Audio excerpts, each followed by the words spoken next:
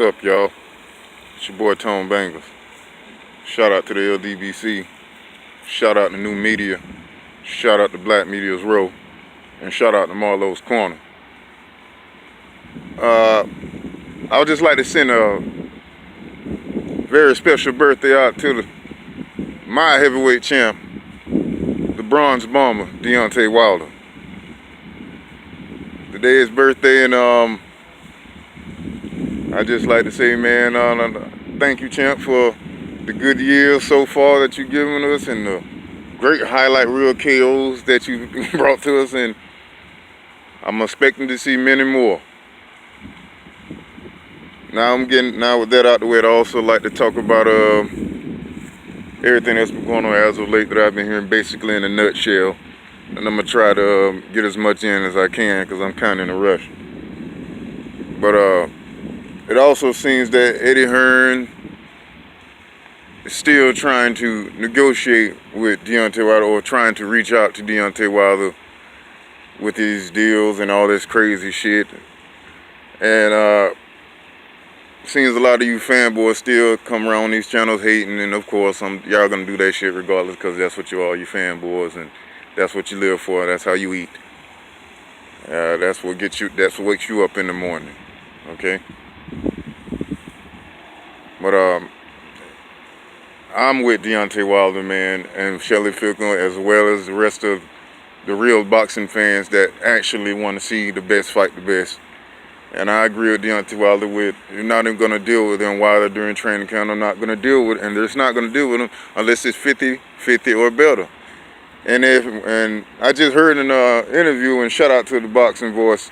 I was watching a video earlier, and I was watching the interview they did with Wilder, and he says if he beats Tyson Fury, he'd probably be even 60-40 in his favor. And you know what, bro? I was thinking about, like, wow, now that's a little bit thick, Deontay. But then I started thinking about it, man. If Deontay Wilder does beat Tyson Fury, not only will he be the WBC heavyweight champion of the world and the longest reigning heavyweight champion of the world, but he'd also be the lineal heavyweight champion of the world. And as far as I'm concerned, that shit holds he has the two main belts.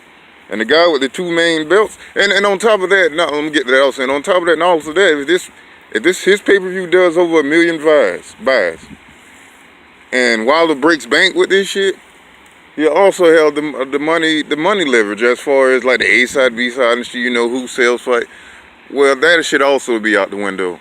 Yes, you guys put 80,000, 90,000, or whatever butts in the seats, whatever, or the 100,000 seats that be for the potential Wilder versus Wilder versus Anthony Joshua fight. But those 90 to 100,000 seats still won't generate the money that it will in Vegas or the United States, man. That's just the serious part. That's just real. That's just the truth, man.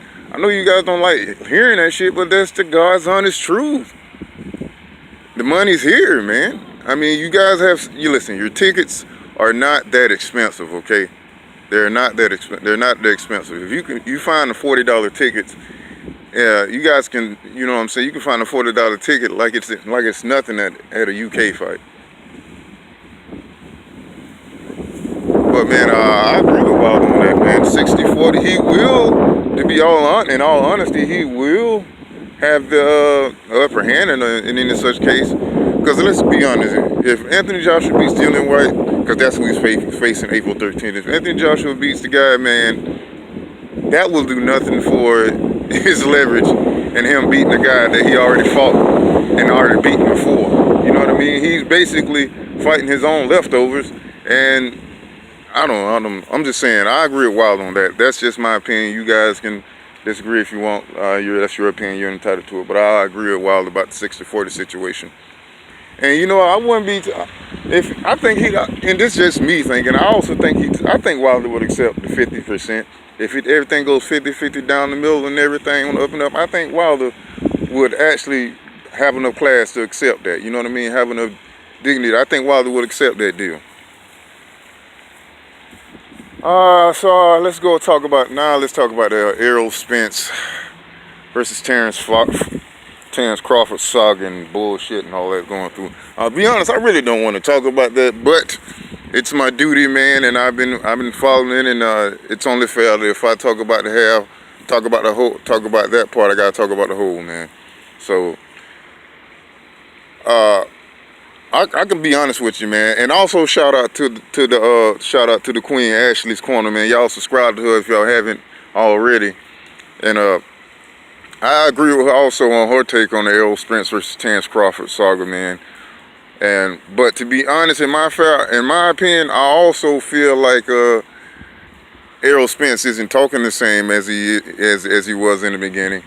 And to be honest, bro, as a fan, nigga can't, you know what I'm saying, nigga can't respect that, because that free smoke what got you here, you know what I mean? Don't start the smoke once you get to a person like Terrence Crawford, who's, in my opinion, one of the baddest motherfucking welterweights of our era. Or will be the baddest one of the baddest welterweights of our era. But man, I just don't see the problem, really. I do, but at the same time, I do honestly remember Bo Mac telling us that in an interview. I remember that interview with Bo Mac saying that Terrence Crawford versus Errol Spence will most likely happen at the end of this year. So we still got a while to go at the end of this year, end of 2019 or something like that, or in 2019. I believe he said 2019, not this year. Forgive me if I'm wrong. But I remember him saying that. So they really haven't been, to be honest, they haven't really switched up the narrative really, but they ain't been talking like they been normally talking the way we used to as fans, man. So I'm kind of cut down the middle right now on that, man. I'm kind of torn between that. And to be honest, I'm still going to support both fighters. And as far as I'm concerned, I'm just waiting who they're next. I'm just going to wait and see who they're going to fight next. Now, if they fight some cans next, I'm going to be pissed off on either side. I'm dead serious, man. I know it's a stay busy fight, but at the same time, man, fight somebody worth fighting. So that's all I got to say about that situation, man. Of course, you know, then you got the DAZN situation with these crazy motherfuckers hooping and hollering and everything. And look, man, I don't say this shit before I can, and you guys already know this shit. You're just fucking stupid. But Eddie Hearn doesn't own DAZN, man. He's like a partner or some shit. Like DAZN, he has a contract with DAZN. You know what I mean? He works for DAZN. So a lot of you guys you see signing over to DAZN and shit like that, that's good news for DAZN. Eddie Hearn is not getting no clout. Listen, Eddie Hearn is not getting a piece of that pie. Only pie Eddie Hearn is biting off when they fight one of his fighters. So if Canelo fights somebody off match on the DAZN who's not on Matchroom, guess what? Eddie Hearn ain't getting shit of that.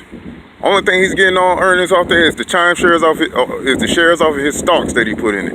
And I guess he can get a kudos for that shit. But besides that, man, y'all guys gotta calm that shit down, bro. Like, this is very childish and it's very insane. And you guys act like DAZN is just this new wave. Man, I streamed I just streamed that shit. It was 10 hours of the most lopsided bullshit I've ever seen, man. It was just not, listen, DAZN is not worth my $10. I mean, it was a shitload of fights. I mean, this was the longest fight cards I ever seen on DAZN and all that, I ever seen, you know what I mean, in a day. So I give DAZN that. They put on a lot of cards. But there was a lot of shit. You know what I mean? It is what it is, y'all. Well, what else is to talk about, man? Besides, Luis Ortiz. I'm honestly waiting. Since Luis Ortiz is also signed DAZN, and he'll probably be fighting somebody else, and I'm pretty sure that was a ducking tactic by Eddie Hearn, by the way, y'all, man. He did that shit before. He felt like, oh my God, to save face, instead of looking like a complete and total bitch, he's gonna sign Luis Ortiz to a fight.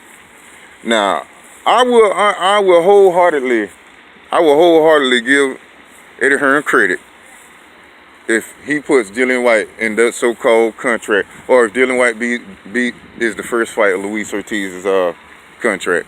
But knowing this motherfucker, He's gonna stretch that whatever contract or whatever deal he's got going on with Luis Ortiz, and his very last fight will probably be Dillian Whyte. And by that time, he'd have a little bit more age on him and a little bit more ring rust.